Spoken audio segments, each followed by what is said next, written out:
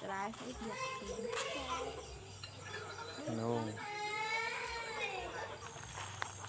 Cắt lúa thôi, cắt mấy nhá. Đập chẳng đập tiết này. Toàn thông. Đập cho nào anh ta. Đập vâng vâng. Được làm cà đi cà cả đà.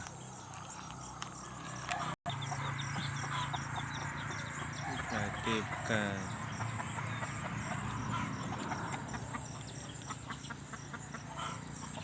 Nó đang câu sáu nhưng thóm không? Đúng không?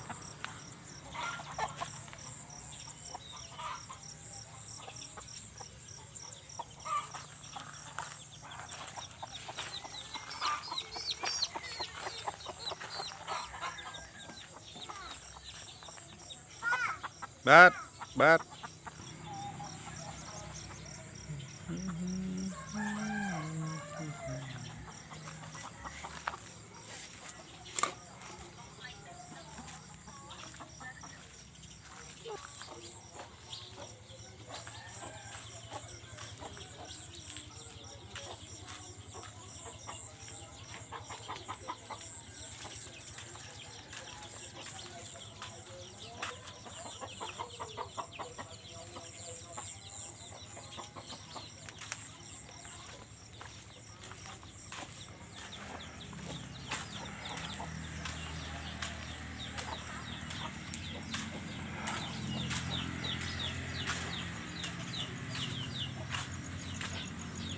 Nào, tôi nó.